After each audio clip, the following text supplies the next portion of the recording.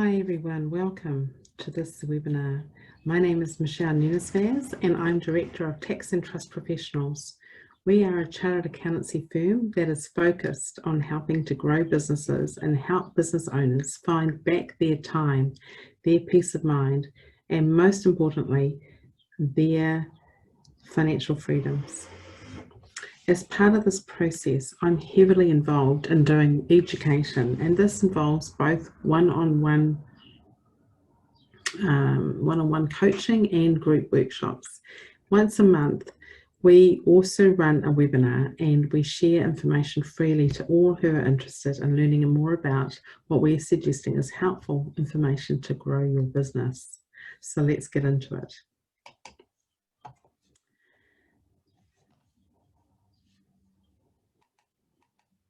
The very first sales lesson. So if you gain nothing else, remember this. People feel like they are being sold to, then they won't buy. If they feel that you are helping them, either by adding value or solving a problem that they have, then they will perceive that the value that they are gaining is greater than the price and they'll buy from you. People don't like to be sold, but they love to buy. So this presentation is all about learning how to help others to buy.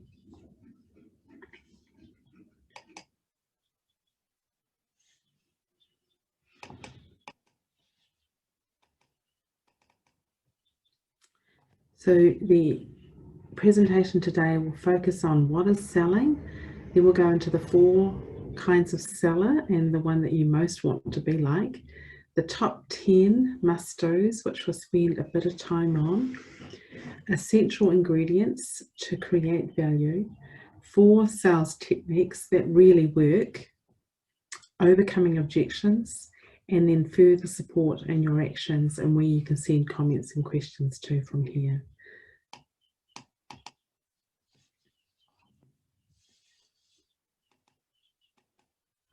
So firstly, what is selling? What do you think selling is? If you've got a pen and paper beside you, and I hope you have, then consider this for a moment. What do you consider selling? The Oxford Dictionary defines a sale as the exchange of commodity for money, or it could be an exchange of a service for money. So will the value of the goods or the services need to be worth more or less than the money that your customer is going to part with? Of course, the value has to be higher. So who determines the value? Is it you or is it your customer? Well, it's actually your customer, because your customer is the one that's prepared to hand over the card, and it's our job to articulate that value to them, and that is what is called selling. It's going to be covered in a little bit more detail.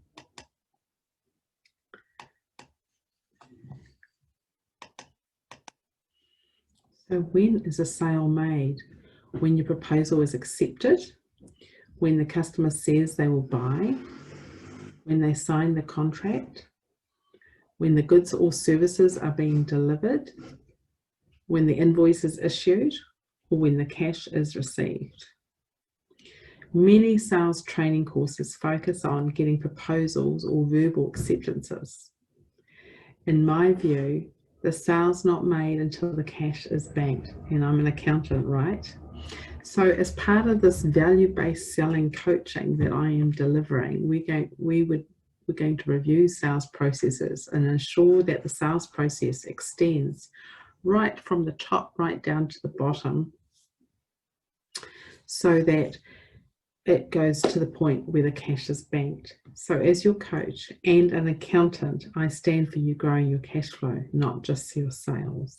After all, if you don't collect your debtors, regardless of how big your sales results are, you can go broke. And I've seen that.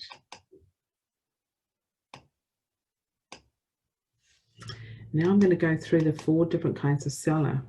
The first one is an order taker. A definition of an order taker is a person who sits and waits for the sale to come to them. Example, a retail salesperson who sits behind the counter and waits for you to come to you with a purchase. Many accountants could be called order takers because they expect customers just to come back to them as long as they provided a good service last year. So can you be more productive in your order taking? And if we were in a workshop session on this, I'd be pulling out the flip chart and asking some questions about how we can convert a customer from just being an order taker to being more proactive, such as developing a sales pipeline or a sales action plan or a marketing plan, or working on adding to the orders that are given to them. So there is a lot you can do if your business is more like order taking. A second kind of seller is a product pusher. These people don't listen to what the customer wants. So do you know what your customer actually wants? And how can you find out? Again, Jim Collins says, he's one of my favorite business authors, says, I believe questions are better than answers. And so if you want to be a better salesperson, don't be this kind of guy, because they are not going to get salesperson because they are putting on selling to customers even if they don't want the solution. Another kind of seller is called an overseller. You don't want to be like this guy either, and it's very easy for me sometimes to fall into this category. So I know it's important not to be like this. So going back to the thought of the day, stop selling and start helping.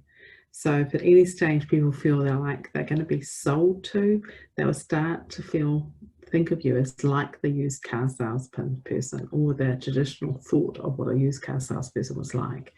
And the biggest risk, and it's a massive one, is that you can lose the trust of your client and customer, and they will walk out and go somewhere else. So you do not want to be seen as an overseller in your customer's eyes. The fourth kind of seller is the problem solver. So the problem solver identifies problems the customer is experiencing, and then offers real solutions in the form of services that match their needs. So a problem solver considers the wants versus the needs of the customer, and they can be very different. A problem solver goes into the benefits versus the features of the service and think about the what's in it for me, for the customer. And they're ready to handle all objections, such as there's no time, no money, or I won't use this product. So we're going to unpack what the problem solver is for the next half an hour in this webinar. I'll start with that whole thing about wants versus needs. It's important because often what the customer wants and what they need are different. And it's your job to really question and deeply understand their wants. And I'll go into that more further later. And then the benefits versus the features of your product. It's important to highlight the benefits of a solution that your customer is wanting, what value that they're going to get from the purchase, instead of just justifying what's involved. And then we need some sales scripts or techniques to handle objections. And that's often around mitigating fears that the customer has or objects to. And there's a process involved in that. And you can teach that process to your staff as well as to yourself. And it can be part of your sales process to really go into that in a lot more detail. So if you've written down some notes, remember to write wants versus need, benefits versus features is important, and handling objections, those three things. And we're going to look about them in a little bit more detail. The top 10 most must-dos to be a successful seller. I can spend 5 hours on this, but I am spending only about 10 minutes, and so we're quickly covering a lot of stuff here. Firstly, your must do is be clear of your target market. A lot of businesses aren't clear on their target market. They don't know who their ideal customer is. That takes some time and energy to work out. But how can you chase your ideal customer if you don't know who it is? What pool do you want to play in? Where do they hang out? Where does your target market eat, meet? Where are they living? What do they need? What do they read? Has your target market changed since COVID-19? Has the games moved in your industry and you have to adapt and move to a different target market at this point? Number 2, articulating your value in one sentence. This is sometimes referred to as your core purpose, why your business exists. Can you articulate your value in one sentence? Do you know what your value is? Here at Tax and Trust, we are growing great businesses and helping clients find freedoms, time, mind, and financial freedom, which I said at the beginning of the webinar today. Disney's core purpose is to make people happy. 3M's is to solve unsolvable problems. Consider why people want your business versus other business and be able to articulate it in one sentence.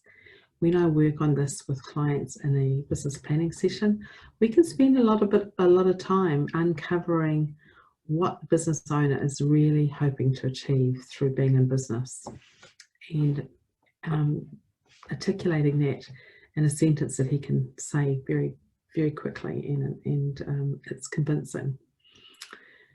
Third one, committing to what you promise. This is a really effective way to build trust. So if you say you're going to do something, then it's really important that you do it, of course. We suggest that you use a system, or you find a system that works for your sales process, and part of, if you decide that you want to do more work on this area, we'll help you as well. So we are in the process of updating our sales systems ourselves. So you document a system from building leads generation right through to delivering the product and service, and then following up and getting paid at the end.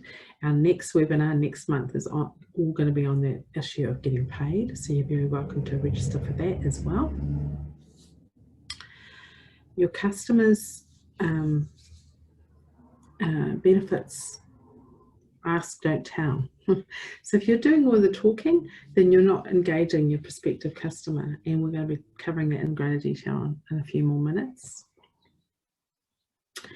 Benefits, not features. What's in it for me? Your customers are not interested in things that go together to make your product do what it does. Just as we don't know how electricity works, we just know we switch on the light, or we don't know what makes an engine work, we just turn the key. We like the benefits of traveling by car, but we don't need to know how the engine works. So you need to consider your own most popular product or service that you sell and what the benefits are, and work on articulating the benefits. What's in it for them? As if you're talking to the customer. And then establish the value. When you've asked the customer what problems they've encountered that your service will solve, ask them the value that they're going to gain from having these problems solved. It may be time that they mention, or cost, or minimizing risk. And then if you're writing a proposal, you can personalize that value that you've heard from them back into their own words in your own proposal, showing that you've listened. So always establish value before quoting price. Consider documenting that value for every service you offer to get clearer on the value. Listen for the value. Ask the clients to establish what they are hoping to get. Important to offer options.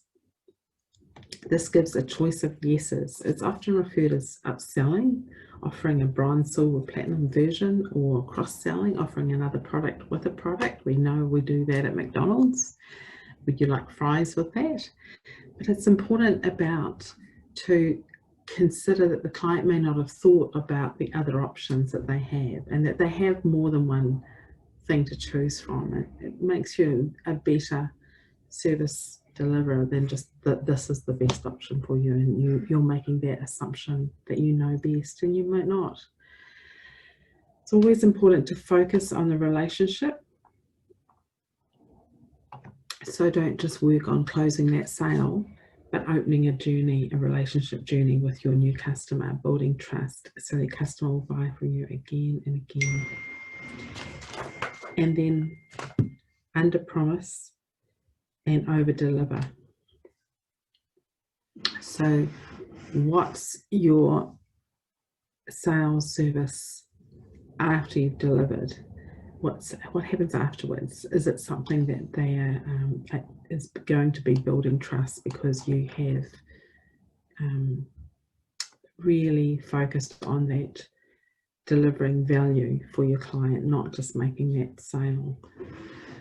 So I've gone through that in the last 10 minutes, those top 10s. My suggestion now is that you look carefully at that list and you write down 3 things that you think of the top 10 that you need to do better. And then you've got a clear priority. If you have more than 3, more than 3 priorities, Jim Collins says you have no priorities. So 10's too many to commit to, but perhaps you need to work on your target market, understanding that. Perhaps you need to work on articulating value. Maybe you don't have a sales system. Maybe you haven't been focusing on benefits. So just work on the 3 things that you think you need to work on and write them down. Thank you.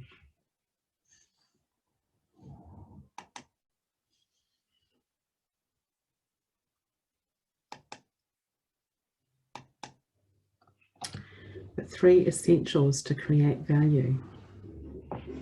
Now I've talked about that we need to create value in the minds of the customer, but what are the components of value?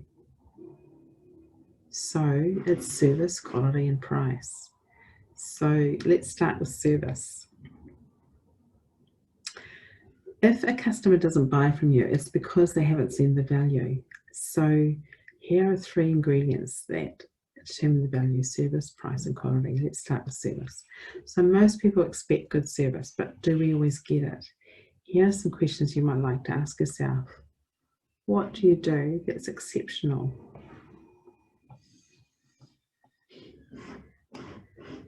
What could you do? What more could you do? How can you just deliver this, demonstrate it to your prospective customers? Is your service level consistent across your whole business? Do some members require retraining to give them better service? Or perhaps showing the door of opportunity if they're not performing? So if you're not providing good service, then your prospective customers will hear about it and your present customers can leave. Quality. You want to provide a quality service. It's a given. How do we get great quality? How can you get previous customers to articulate the quality that they've experienced from your services? Can you offer a money back guarantee? Can you ask for testimonials? So creating value, the last thing is price. In establishing value with the client, you should have asked enough questions to know what problems your customer requires a solution for and the value of that solution. So where you're positioned price-wise in relation to your value. If you're at the high end, then use this to your advantage. Promote your quality. If you wanted a heart surgeon, would you choose the cheapest?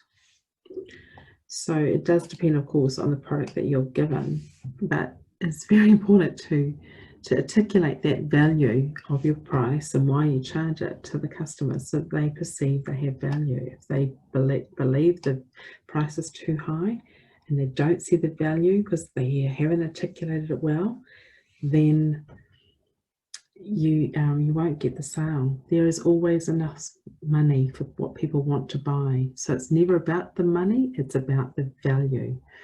You have to provide value. It's something that I have to keep working at all the time.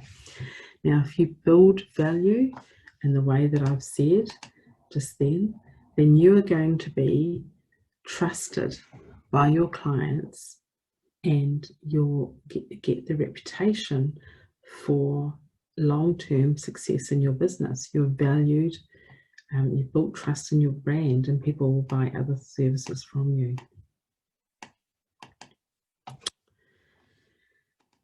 The next is the 4 sales techniques that work in selling. This sales technique is called the formula for change. And change is difficult, and we don't change because change is painful unless we have a real dissatisfaction for the situation that we've got right now, a true vision of the future, what it would look like if we changed our behavior, and we've got some simple steps articulated to us to move ahead. And if those 3 things are met, and they're met well, then it overcomes the resistance to change that we all naturally have, because we're set in our habits, very much so as we get older, even more so. And we're prepared to buy or perhaps buy a product or buy a service. And so I just need you to remember this formula for change and put it, store it in your mind. So the R represents a client's resistance to change. If we build up their dissatisfaction, improve their state for vision for the future, and help them make the simple first steps, and you break it down in an achievable way, then you'll break down that resistance to change, and clients and customers will walk through the process of going to a new supplier or changing to a new product. So how do you increase dissatisfaction of a client for their status quo? Well, unfortunately, part of that is bringing out their pain and that they're feeling with their status quo. So when a client comes into you with a want, you need to establish what they need, and part of that is actually asking questions and increasing their dissatisfaction and increasing their pain levels of where they are right now. And it takes a bit of skill to do this in a way that's not threatening to people, but you're just trying to uncover and dig deeper into the true problems that they're feeling. So the technique that goes into that a little bit more, so this one, oops, I haven't gone through the bits. I've talked about dissatisfaction for change, vision for future state, first steps in the direction of the vision. They have to be small and achievable, and then you'll break into resistance of change. Please write that formula down. It's really awesome. So the second sales technique goes into this wants versus needs, a spin cycle. So memorize the word spin. That might help. It's important to remember that when a customer comes to you, they want something, but that might not be, as I said before, what they need. So there's likely to be an underlying problem as to why they want it. And so if you look at that question mark, that's what you have to do. You have to question the customer enough times that you really start understanding their customer's situation, and you understand and have identified and articulated to them the problems being encountered. So that S and the P is all about getting into that resistance for change, talking about the dissatisfaction that they're feeling. So you need to help your customers join the dots between what they want and what they need. And this will allow you to later offer customers a choice of yeses that answer those real needs, not just their wants. For example, a customer might come into my business asking for help with a tax problem. They haven't got money in their business to pay their tax. There's a cash flow problem. There's a tax problem, but there's a deeper problem. It's a cash flow problem. The problem below that is, why is there a cash flow problem? Why haven't they got money to pay their tax?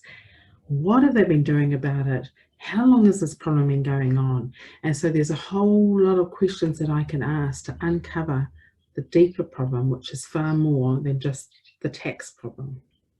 And if I do that, I'm going to be creating a better service for the client, because they're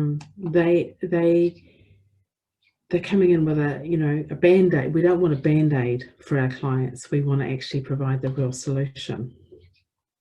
And that goes into the third sales technique, which I'll just go into now. The third one is about asking and not telling. So if I ask a question of a client, they will answer. Then I need to ask another question, and then they will answer that. Then I need to ask another question, and it's not until the client stops answering my questions and starts asking his own questions, that point is when you've got engagement and you're starting to uncover the real problems. And so you don't want to share your price of your service until you really feel like you know what their problems are and you have articulated value. But you definitely don't want to share your price down here, because it's far too early. You haven't articulated the value of your service yet. You've become just an order taker, or like somebody might ring up and say, how much is to put up a new light in the lounge? Well, and the electrician's not going to say, well, I can answer that straight away, because they don't know a whole lot of things. And so it's answering all those questions, asking all those questions, that builds relationship and builds trust. And it's not till you've got here that you need to know that they're engaged. And so there's more information in the guide to value-based selling, which I can give you at the end of this webinar if you ask me to.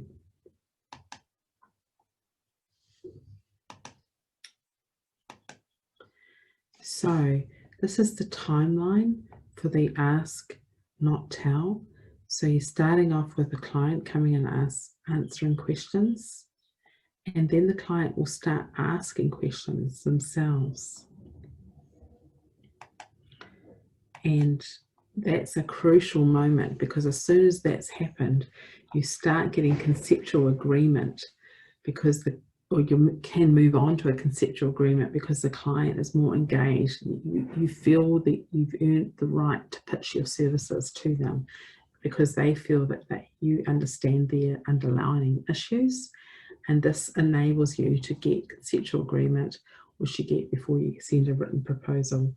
And to get a better result with your written proposal, try and send it out within 48 hours. So the quality of a leader is not judged by the answers he gives, but by the questions he asks. That's a quote from Simon Sinek.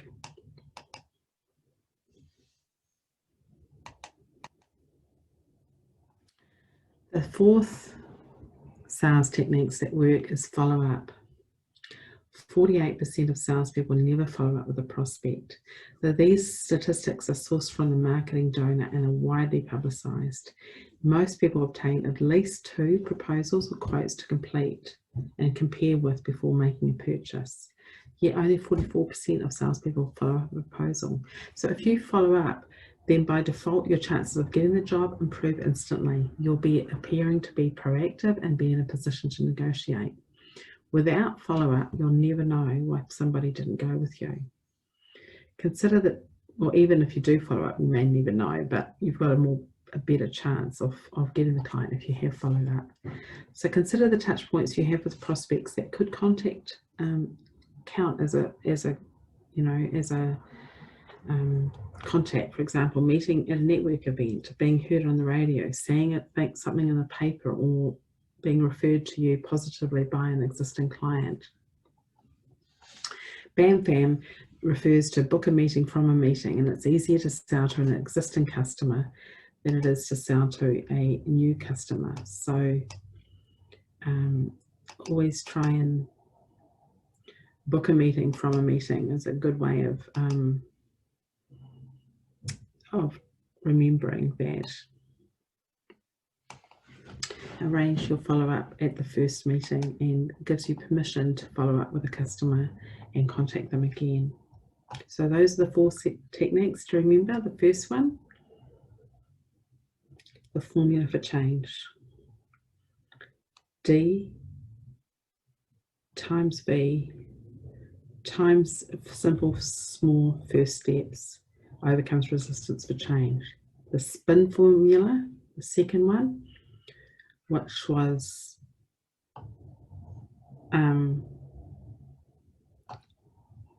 oh my gosh, I've forgotten, thinking my mind's just gone blank myself. That's really sad. Understanding the customer's situation.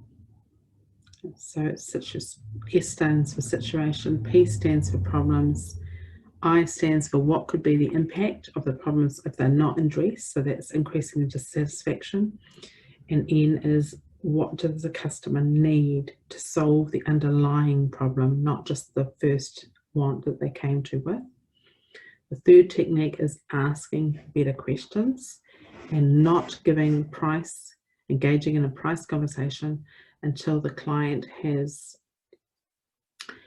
started asking you questions, and we went through a little bit of that. And then the fourth one is follow-up. So those are 4 sales techniques that I've given you today that really do work and really make a difference. The next thing is objections. So it's really normal in a sales process for there to be likely objections. So you've got to expect it. And sometimes you need to go back to the formula for change because the client hasn't perceived value yet. So you go back, you go through again the dissatisfaction, you go through again what the new vision for their reality could be if they engaged you for their service. Sometimes getting reverse testimonials really helps in that process. So that's when you've gone to existing clients and asked them about what were the objections they had before they engaged and how they found the objections were solved by engaging you. So it's a little bit of a difference than just going and asking for a testimonial. It's asking actually for what was stopping them in the first place from engaging them. So what and then how that was solved. And I can help you with that if you come back to me and give you a guide on how to create these reverse testimonials, but they're really helpful. And then aqua. The most important thing is to acknowledge the way the person is feeling and that their objection is valid. So that's the A, acknowledge. The second thing is to question them about it. So when you say you don't have time, why is what my service giving you, why is that not going to help you with that problem? Like what do you say what do you mean when you don't have time right now? Or when will you have time? The third thing is to understand. So aqua is acknowledge, Q is question, U is understand your objection and show your understanding by paraphrasing back to them what they've just said. It's mirroring. It's really important to mirror the last 3 or 4 words of what they've said, because when you mirror them, you encourage them to talk about their objection a little bit further. So it's another little technique. And then when you've done the AQU, you've earned the right to again answer the objections with another solution by revisiting the proposal or offering an alternative solution. But you've got to go to do the first thing first. Acknowledge, question the objection a little bit so you understand it more, then show that in understanding and empathy by paraphrasing and mirroring what they're saying. Remember the word mirror, and then answer them. So we've covered a few things today in our webinar. We've covered the 4 different types of seller, and that I've encouraged you, I hope, to be the problem solver seller. Then we went into the 10 must-dos, and hopefully you've written down 3 things that you want to work on and those must-dos in your sales process. Then from that, we're looking for 3 actions. So what actions can you take as a result of listening to the seminar or webinar? Is one of the actions you want to take making a sales plan? So I believe every business needs some essential tools to succeed. They need an annual business plan which states their core purpose and why they exist, and what the opportunities are, and what the risks are, and what their next actions that they want to take, what they personally want to achieve out of the business, what their vision is. Business plan is awesome. You revisit it every year and update it, and you have great clarity about where your business is going. You need a cash flow and a budget so you have no unpleasant cash surprises even if tax comes along. You've got money to pay for it. You need an organisational chart so you find time and increase your own team efficiency. You need a marketing plan and you need a sales plan. Now I am giving away a resource of a sales action plan to anybody who asks for it as a result of attending today's webinar, or if you're listening to it because you found it on my website. So you can contact me and you'll get the sales action plan. I'm also running a series of 5 sales training workshops once a month for 5 months for $295 plus GST. Our first series starts this month and it's already fully subscribed. However, if you're interested in knowing more about this, then please contact me on michelle@taxandtrust.co.nz, because we might be able to start a second workshop series early next year. So thanks again for listening, and I hope you've gained some information that's going to help you be a better salesperson.